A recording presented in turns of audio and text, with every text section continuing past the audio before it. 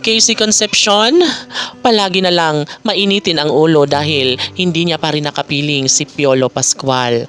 Hay, sadyang ganun talaga ang mga puso no, na tunay na nagmamahal at umiibig. Yes, si Papa P ang tanging hangad ni Christina. At syempre, ito lang naman ang pinaka-the best. Sabi nga ni Christina na kapag mangyayari nga na magiging Mrs. Pascual na siya, ay wala na siyang ibang mahihiling pa.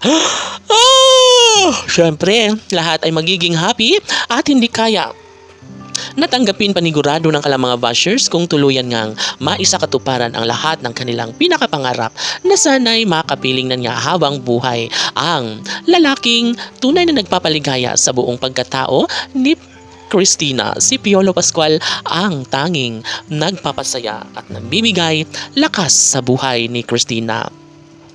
Komento ng netizens ay talaga nga namang araw-araw ay nagiging happy na rin umano sila dahil nga nasisiyahan sila sa pagmamahalang tunay ni Piolo Pascual at Casey Concepcion. Madali kung talaga nga namang mahal na mahal nila ang isa't isa na maaaring kaya nilang tawirin ang lahat ng mga pagsubok na kanilang pinagdadaanan ngayon. Magiging maligaya rin bandang huli si Papa P at Christina at higit sa lahat, mabuo rin ang kanilang pamilyang pinangarap. Noon pa man ay naghahangad si Christina ng pamilya at gusto niyang si Piolo Pascual nga ang magiging ama ng kanyang mga magiging supling.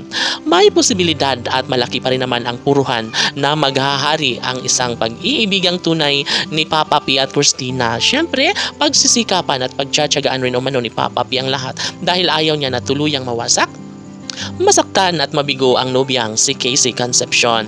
Palagay ng taong bayan ay hindi rin naman papayag ang kanilang mga milyon-milyon na mga tagahanga na basta na lang na mawala ang saysay sa lahat ng kanilang mga pinaghihirapang relasyon. Of course, sa simula ay mahirap ngunit dahan-dahan na rin naman na bumabangon si Piolo Pascual daan tungo para sa kaligayahan na kanyang ipapadama kay Casey Concepcion. Ito lamang ang babaeng kanyang mamahalin kailanman.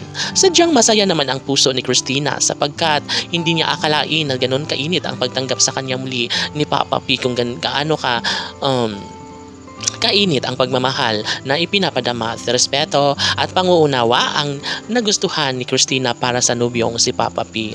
Kaya naman ay nagnanais ang lahat na sana'y magbunga na ang lahat sa kanilang mga pinaghihirapan. Mabuo nga kaya ang pamilyang hinahangad ni Piolo Pascual at Casey Concepcion sa isa't isa? Well, atin na lang ipagdasal at suportahan ang relasyong patuloy na nagpapainit at nagbigay inspirasyon sa taong bayan. Alam natin na bandang huli ay si Christina ay magwawagi sa pag-ibig ni Papa P. KCPG Fanatics Laban!